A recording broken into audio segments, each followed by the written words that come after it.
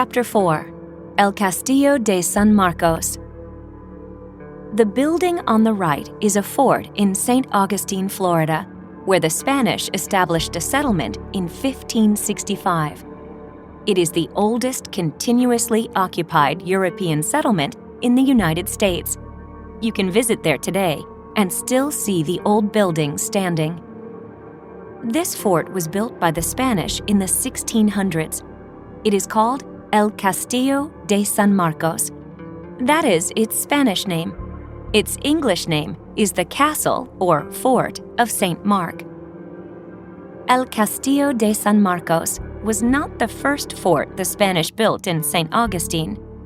The Spanish built 7 or 8 forts before they built this one. But these earlier forts were made of wood and were not very strong.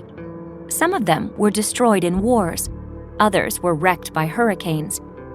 In 1672, the Spanish decided to build a new fort. This time, they decided they would use stone to make it strong. This is what a bastion looks like from the ground. Imagine you are a soldier.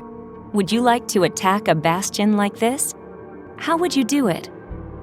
If you tried to get close, Spaniards on top of the bastion would open fire. They would shoot at you with guns and cannons. If you got close enough to set up a ladder, the men in the fort would tip it over. They might drop hot oil on you. Ouch! You could try to attack with cannons, but the walls of the fort are thick and strong. A few cannonballs would not harm them. But don't forget, the Spanish had cannons of their own. They would fire back at you, and you would not have thick stone walls to hide behind. Can you guess what the walls of El Castillo de San Marcos are made of? Believe it or not, they are made of seashells. The Spanish used a kind of rock called coquina. Coquina is a mixture of fossils and seashells. Look at the stone on the right. It is coquina. Can you see the seashells? Those shells are the remains of tiny animals that lived in the sea long, long ago. The Spanish found coquina along the Florida seashore. They used it to build the fort. Coquina turned out to be a good stone for building forts. It is softer than other rocks. That means it does not crack or shatter when cannonballs hit it. A cannonball might make a dent in a coquina wall, or it might be absorbed into the wall, but in most cases, it would not crack the wall. The fort was surrounded by a moat. It is no longer filled with water. It is now a dry moat.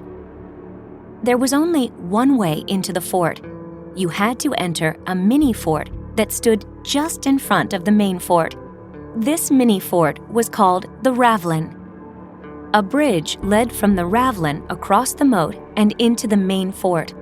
The last part of this bridge was a drawbridge. It could be lifted up to keep people from getting in.